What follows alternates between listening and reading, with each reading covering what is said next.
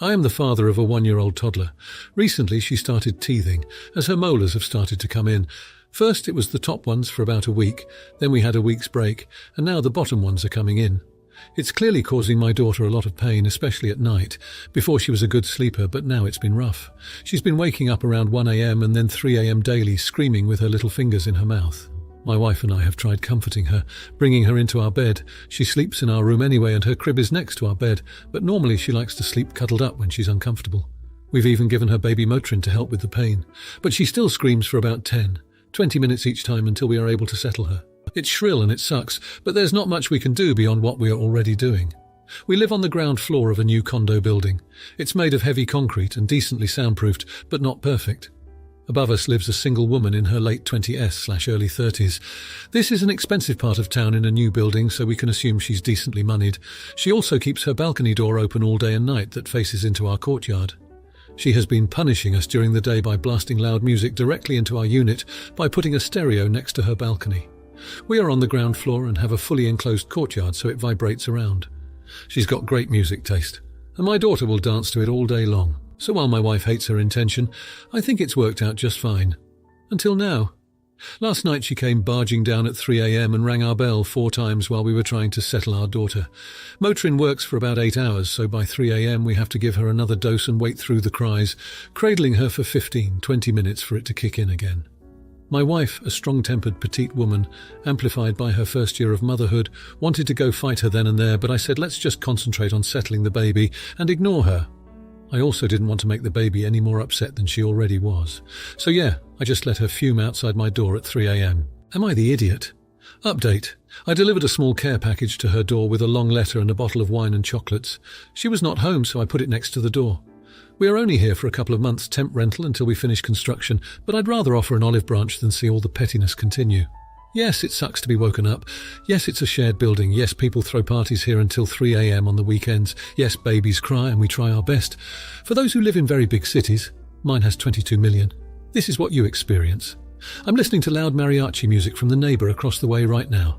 Now for a few comments before the update. Comment 1. Everyone sucks here, but you suck more. Your neighbour sucks for how she seems to have handled the problem. If her music is directed at you, then she's taking the passive-aggressive route and that's petty. However, I can understand why she's so upset. She doesn't have children, and likely needs to rest before work like most other people in existence. If her sleep is being affected every night, I'd be butthurt too. That being said, you are a bigger AH, firstly for not staying ahead of your child's pain. If this is a developmental phase she's been going through for some time now, you should be giving her pain meds before she gets to a level that continues to bother your neighbourhood. Secondly, you're an AH for your daddy's money comment. If it takes so much money to live in the building, so much so that a single woman could not possibly be able to afford it on her own without daddy's help, maybe you and your wife should think about moving. You know, since you're so well off and can afford such an expensive apartment. It sounds like you can afford to not be an AH, you just don't want to because you've made the choice to have a kid, and now everyone must suffer along with you and your horrible wife. Wanting to throw down with the neighbour because your screaming child is disrupting her sleep is pure trash behaviour. Do better. You're raising a child. Comment 2. Everyone sucks here. She could be more understanding, and the stereo thing is stupid and childish. But as a person without kids, why should she be awakened because your child is teething? It is not her fault, but you seem to have no sympathy for her position. You even go so low as to suggest her apartment is paid for by her daddy instead of her, which seems like a low-grade passive-aggressive insult. I'm not suggesting that you should somehow force your child to stop crying, nor am I suggesting that you are doing anything wrong. Teething is a normal part of child development. But that does mean your choice to have a child should infringe on other people's choice to get a good night's sleep. Why not go knock on her door and apologise for the nighttime crying? In fact, I would knock on all your neighbours' doors and apologise. Your unit started this, so take responsibility for it. Comment 3. Everyone sucks here. Your comments about her are awful, especially that daddy is paying her way. Her response with the loud music is childish. Is there some reason why you can't move the doses of Motrin so that it works all night? Maybe a dose at 11 p.m. That would allow all of you to get a much-needed night's sleep. Also, I think they make cold teething rings to help with pain. Try harder. For you, your child and your neighbour. Now for the update. You won't believe what's happened since my last post. Seriously, strap in because these past 2 weeks have been a roller coaster. First off, the care package I left for my upstairs neighbour seemed to work wonders. Or so I thought. The day after I left it, I found a note slid under my door. It was an apology from the neighbour for overreacting to the baby's crying and the late-night bell-ringing incident. They even mentioned they were grateful for the wine and chocolates and suggested we should meet to discuss schedules and noise levels. I was over the moon thinking we could finally have some peace. We arranged a meeting at a local coffee shop, and it started out cordially. The neighbour, let's call them Alex, admitted to dealing with stress from work and personal life, which had made them less tolerant of any additional noise. I empathised and explained the challenges of teething and having a baby. We both agreed to try to be more understanding of each other's situations. Just when I thought we were turning a new leaf, reality hit us like a ton of bricks. The very next night, things took a turn for the worse. At around midnight, our ceiling started leaking. I rushed upstairs to let Alex know, only to find water pouring into their apartment from the unit above. Turns out the occupant above Alex had a major pipe burst, and the water had been leaking downward, affecting several units. It was pandemonium. The building's maintenance crew was called. Residents were scrambling with buckets and towels, and amidst all this chaos, my baby was terrified, crying louder than ever. But here's the jaw-dropper. The crisis unexpectedly pulled our little community together. Alex, who had just been at odds with us, teamed up with me to help the older resident whose pipe had burst. We spent hours into the early morning clearing water, moving furniture, and doing what we could to mitigate the damage. This disaster led to an impromptu residents' meeting in the lobby where everyone vented but also acknowledged that we'd all been a bit wrapped up in our own worlds. There was a collective realization that perhaps we needed to communicate better and help each other out. The building management was immensely apologetic and promised to renovate the affected units. They also offered temporary accommodations for those severely impacted. Alex, whose apartment was uninhabitable for the time being, was surprisingly chill about the whole situation. After seeing the ordeal with the baby, they even joked that a hotel might be a quieter place for them for a while. Since then, the vibe in the building has changed. People are checking in on each other, and there's talk of setting up a residents' committee to address communal concerns. Oh, and the baby? She finally cut that troublesome tooth and has been sleeping a little better. In a weird twist of fate, it took a disaster to bring us all together. I'm not saying I want another burst pipe in the building, but I'm grateful for the newfound sense of community it's brought about. Life in the big city, right? Now for the comments. Comment 1. Not the idiot. It's commendable how you and your upstairs neighbour were able to set aside your previous tension in the face of an emergency to help your fellow residents. This shows maturity and the ability to prioritise the well-being of the community over personal grievances. It's also great that this situation has led to better communication and promises for improvement from the building management.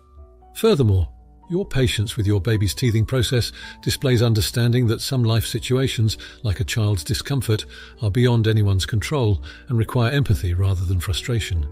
This story is a prime example of how adversity can bring people together and create a stronger sense of community.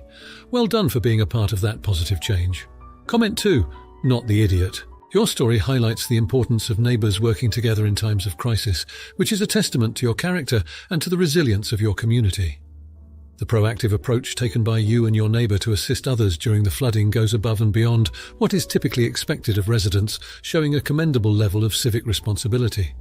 It's also a reminder that goodwill can lead to positive outcomes, like the commitment from the building management to carry out renovations and provide temporary accommodations, a significant step towards improving living conditions for everyone involved. Lastly, the personal relief you must feel with your baby's situation improving is a gentle reminder that sometimes the resolution of smaller domestic issues can also contribute to a more peaceful home environment, further contributing to the overall harmony in your building. Comment 3. Not the idiot. The effort you've shown in collaborating with your neighbour during an unexpected crisis like a burst pipe is a testament to your ability to adapt and work for the common good. It's inspiring to see how such a chaotic event can become a catalyst for strengthening neighbourhood ties and improving communication channels. The fact that the building management has promised to undertake renovations and provide temporary accommodations is a significant victory for the residents and can be attributed to the unity and collective voice that you helped to foster.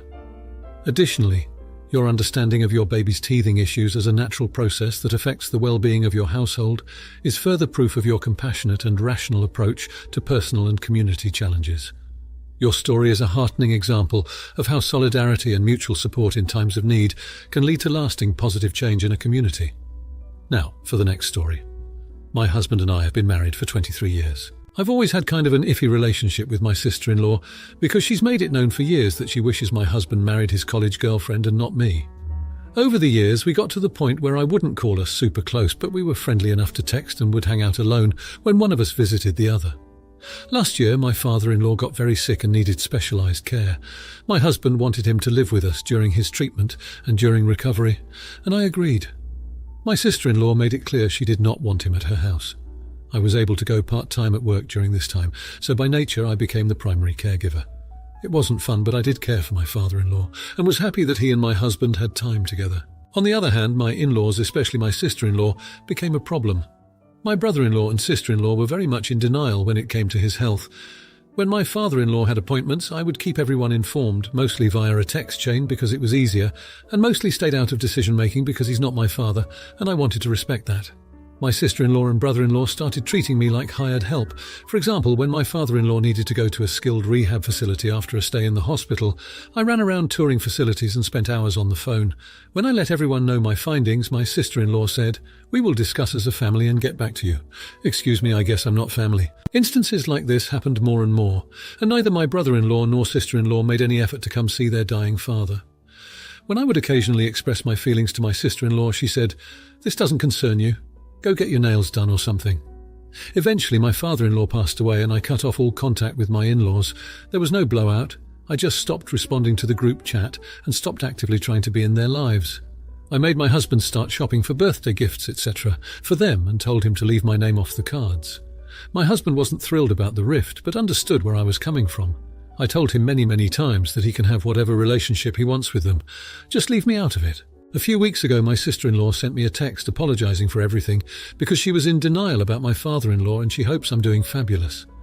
I sent her a message back acknowledging her apology and thanking her for the time and effort she put into reflecting on the situation, but didn't initiate further conversation. Now, my sister-in-law wants to come to visit and stay with us for a few days. I told my husband she's welcome to stay, but I will be going to see my best friend during that time.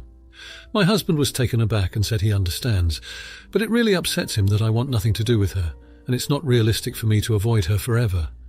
I really do not want anything to do with people who don't consider me family. So am I the jerk? Now for a few comments before the update. Comment 1. Not the idiot. There's a very high probability that sister-in-law only apologized because she wanted to come visit and or want something else from you and your husband.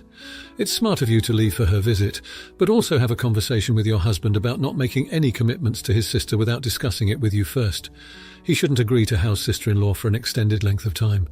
Lend her money. Co-sign for any purchases, donate an organ, take in a child, or anything along those lines without you, and he having some serious conversations. In fact, if his sister asks for anything at all, his response should be that you and he will discuss it, and he'll get back to her in a couple of weeks with an answer. Comment 2. Not the idiot. A text apology for her shorty-teety behaviour. Just no. She doesn't get to text sorry and magically fix your relationship. You acknowledged her apology. You didn't say no problem, we're besties again now. If she wants to make amends, she can take you out to lunch if you're receptive and give you the fulsome apology you deserve. And if you're not receptive, she's just out of luck. Enjoy your visit with your friend. Comment 3. My husband was taken aback and said he understands, but it really upsets him that I want nothing to do with her, and it's not realistic for me to avoid her forever. No, it is realistic to avoid her. People do it all the time. There is no rule that you have to spend time with terrible people. Cut her out, take care of yourself, and enjoy seeing your best friend. Not the idiot. Now for the update. After I avoided my sister-in-law's visit, things between my husband and me became tense. It was like walking on eggshells covered in landmines. We tried to talk it out, but it always circled back to family obligations, and I wasn't having any of it. So we were at this stalemate when the universe decided to throw us a curveball. Out of the blue, my brother-in-law calls and he's crying. I mean full-on sobbing, which is about as common as a unicorn sighting. He's at the hospital because my sister-in-law had an accident, a serious one. She slipped in the shower, hit her head and was in a coma. I was in shock. Despite everything, I didn't wish her harm. My husband was a mess, and honestly, I was too in a way. We rushed to the hospital where the doctors said the next 48 hours were critical. I saw her there, hooked to machines, and all our petty squabbles felt so trivial. While we were waiting for any kind of news, I found myself alone with her in the room. It was awkward, even with her unconscious. I didn't say anything groundbreaking, just a simple, "You better wake up, you've caused enough drama." And she did wake up. 2 days later, she opened her eyes. The doctor said it was a miracle considering the swelling and the impact. Recovery was going to be long, but she was alive and likely to regain most of her functions with rehabilitation. During those hospital visits, something changed. Maybe it was the Grim Reaper knocking a bit too loudly, but my husband and I started talking. Really talking. He admitted he'd been blind to how his sister's behaviour affected me, and I admitted I could have been more patient at times. But here's the jaw-dropper. When my sister-in-law was finally well enough to talk, she was different. I don't know if it was the near-death experience or the head injury, but she was humble. She actually apologized. A real apology recognizing specific incidents where she had wronged me. She said she had a lot of time to think while she was in and out of consciousness about what she would have left behind, and she regretted how she treated me the most. I'm cautious. People don't change overnight, but it seems like she's trying. My husband and I are in a better place. We're even considering couples counselling to work through our communication issues. As for my sister-in-law, I've agreed to a fresh start. Not forgiveness, not yet, but a chance to see if she's sincere. So yeah, 2 weeks of fear, reflection and tentative healing. Life is unpredictable and maybe, just maybe, it's not about holding on to grudges but knowing when to give second chances. Now for the comments. Comment 1. Not the idiot. It's completely understandable to have reservations about welcoming someone back into your life after a period of tension and discomfort. However, your actions show a level of compassion and empathy that is commendable. You put aside your differences in a time of crisis and showed up at the hospital, providing support not just for your sister-in-law, but for your husband as well. It's often in these moments of vulnerability that we find the strength to forgive and move forward. Your willingness to give your sister-in-law a second chance after she awoke from the coma and apologized is a testament to your character. It's not easy to let go of past grievances, but doing so can be incredibly healing for all parties involved. The fact that this experience has improved communication between you and your husband is another positive outcome. It's important to recognize that people can change and that offering forgiveness can lead to growth and improved relationships. Furthermore, your story illustrates the impact of positive actions and words. While it may seem like a small gesture, telling your sister-in-law to wake up likely provided comfort and a sense of presence that could have contributed to her recovery. It's a reminder that our actions, no matter how small, can have significant effects on others' lives. Comment 2. Not the idiot. Your hesitance to initiate contact with your sister-in-law after a period of avoidance is a natural response to protect your emotional well-being. It's important for individuals to set boundaries and take steps to ensure their own peace of mind. However, you displayed a great deal of maturity by setting aside those feelings to be there for your family during a crisis. Additionally, the fact that you are giving your sister-in-law a chance to redeem herself after her apology speaks volumes about your ability to value personal growth and reconciliation over holding on to past conflicts. It's never easy to rebuild trust, but it is an essential component of healing and forging stronger bonds. The lesson of second chances and forgiveness that you've taken from this experience is a powerful one. It's a reminder that life is unpredictable and that relationships can be repaired if both sides are willing to put in the effort. Your story serves as an example that with understanding and open communication, it's possible to transform a difficult relationship into a more positive one. Comment 3. Not the idiot. After experiencing tension in a family relationship, it's natural to need time and space to work through those feelings. You demonstrated a high level of responsibility and care by rushing to the hospital despite the previous avoidance, showing that you prioritize family unity in times of emergency. This action alone indicates that you value the family bond and are willing to step up when it truly matters. Your decision to talk to your sister-in-law during her vulnerable state in a coma was a kind-hearted gesture of hope. The miraculous timing of her awakening could have been a coincidence, but it's also possible that your presence and encouragement played a role in her recovery process. This shows the power of positive reinforcement and emotional support in healing. By accepting her apology and agreeing to move forward, you are fostering an environment where personal growth is encouraged and mistakes are not the end of a relationship. This not only benefits your relationship with your sister-in-law, but also sets a positive example for other family members about the value of forgiveness and the potential for change. Your experience has highlighted the significance of open-mindedness and the capacity for individuals to evolve, which can lead to more harmonious family dynamics. If you liked this video, you'll probably like these too. Also, while you're here, please consider subscribing. It's your support that keeps this channel alive and allows me to make better and longer videos. Have a great day.